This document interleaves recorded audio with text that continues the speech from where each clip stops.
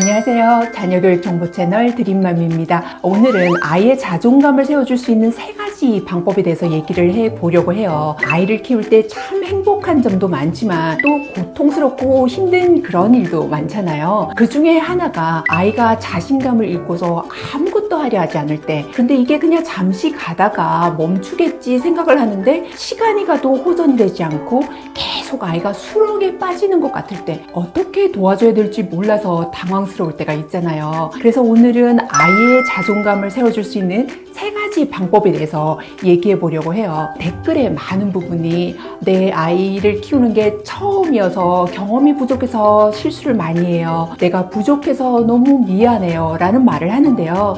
완벽한 부모는 아무도 없고요. 단지 사랑과 노력하는 부모만 있을 뿐이라는 걸 기억하시고 우리 먼저 자신감을 가지고 시작해 볼까요? 먼저 첫 번째는 아이의 말을 끝까지 경청해 주기예요. 이 경청한다는 부분이 아이의 자존감을 세우는데 가장 중요한 요소 중에 하나인데요.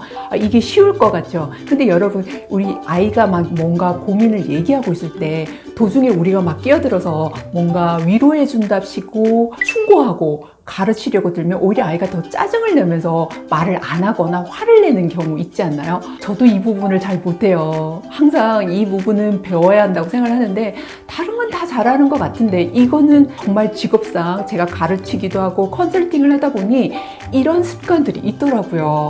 그래서 얼마 전에도 트러블이 있었는데요. 그래서 제가 미안하다고 사과를 하는 카톡을 보낸 적이 있어요. 여러분들이 저거는 막 되게 잘할 것 같죠? 그렇지 않고요. 저도 노력하는, 매일매일 노력하는 엄마이지 완벽한 엄마가 아니거든요. 여러분이 이제 아이가 고민을 얘기할 때 이런 부분을 끝까지만 들어줘도 아이가 자존감을 회복하는데 큰 역할을 하는데요. 이제 한 예로 10대 후반의 아이가 극단적인 선택을 하려고 했어요. 그 이유가 자꾸 안 되고 수렁에 빠지는 것 같고 부모가 기대치는 너무 높은데 자기는 거기에 못 미치면서 너무 바보 같고 정말 하찮은 존재인 것 같아 라는 생각에서 벗어나지를 못하고 결국은 극단적 선택을 하려고 한 거예요. 그런데 유명한 스피커와 얘기를 하게 되면서 자기 근본적인 문제, 자기가 그렇게 하찮은 존재가 아니라는 걸 깨닫게 되면서 용기를 가지고 자존감을 회복하게 되었는데요. 우리도 아이가 어떤 고민하는 부분에서 그 얘기를 끝까지 들어주는 연습을 우리가 하고 고민하는 부분에서 어떤 게 문제인지, 친구 문제인지 아니면 부모의 문제인지 아니면 자기 자신의 문제인지 어떤 걸 도와줬으면 좋겠다는 건지 그냥 이 아이의 얘기를 끝까지 들어주면서 아이의 자존감이 회복되는 시간을 갖도록 기다려주시면서 아이의 존재가 얼마나 괜찮은지 그리고 한 스텝씩 밟아가게 되면서 변화가 일어날 것에 대한 믿음과 사랑을 주시는 것이 첫 번째로 가장 중요한 요소예요.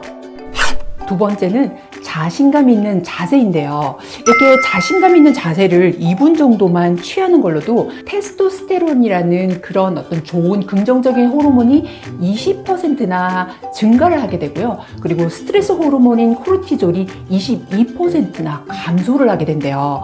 그래서 이 부분의 자세가 얼마나 중요한지를 에이미 컬이라는 하버드 교수와 미국 대통령의 멘탈을 관리하고 있는 토니 로빈스는 이런 자세에 대해서 굉장히 강조를 하고 있는데요.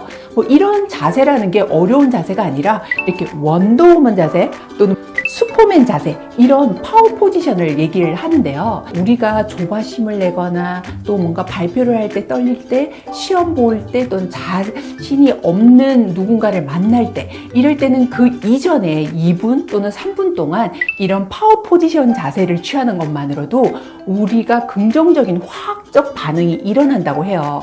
그러니까 매일 이런 자세를 아이와 함께 취해봄으로써 아이가 의기소침하고 난 잘 안 될 것 같아 이런 부분에서 그런 우울한 모드에서 벗어날 수 있도록 하는데 굉장히 도움을 줄 것 같은데요. 얼마 전에 굉장히 화제가 되었죠. 도쿄올림픽 양궁 금메달리스트인 17세밖에 되지 않은 김재덕 군이 매번 이렇게 활을 쏠 때 나는 할 수 있다 이렇게 큰 소리로 막 호호를 했잖아요.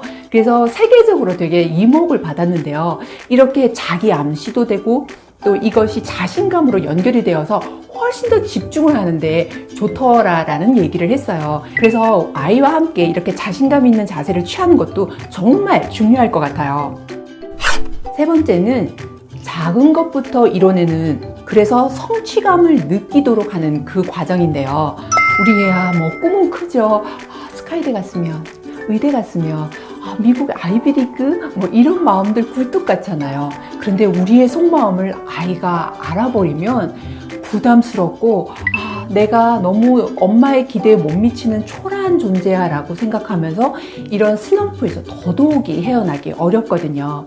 그래서 아이가 할 수 있을 만큼의 플랜을 가지고 이 플랜 속에서 다시 이뤄내고서 나 할 수 있구나 라고 이 슬럼프에서 꺼집어내야 하는 과정인데요. 예를 들어서 어떤 화이트보드에다가 가능하면 이게 학교와 연관이 되어 있는 거라면 더 학교에도 자신감을 불어넣어 줄 수 있으니까 더 좋은 거겠죠. 그래서 뭐 수학 뭐 10문제라던가 아니면 책 몇 페이지 그렇게 해서 이거를 이뤄내면 그래 너는 해낼 줄 알아서 이만큼 했구나 정말 대단하다, 이 조금씩이 모여서 아이도 나 할 수 있나 보다라는 자신감을 갖게 되고, 이것이 모여서 더 크게 뭔가를 더 큰 거를 하려고 시도를 하게 될 텐데요. 우리가 꿈을 너무 크게 가져가지고 거창하게 오늘 뭐 책에 몇 페이지, 책에 뭐 반을 풀 거야 뭐 이런 식으로 하다가 못하게 되면 작심삼일하고 못하게 되면 그래 나 못할 줄 알았어, 난 안 된다니까 나 좀 가만히 둘래, 이런 말을 하게 될 수도 있거든요. 이런 과정을 통해서 이게 금방 바뀔 수도 있고요. 또 시간이 걸릴 수도 있어요. 하나도 부족할 거 없을 것 같고 그냥 쭉 잘 성장했을 것 같은 그런 아이들도 이런 슬럼프도 겪고 힘들어하는 과정과 자존감이 떨어지는 경우들도 있었어요.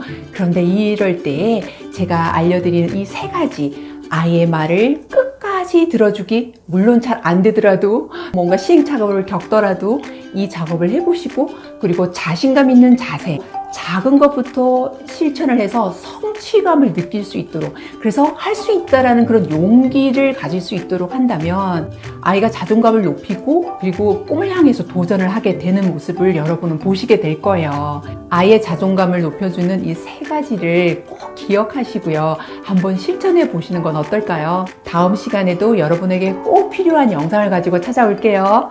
감사합니다.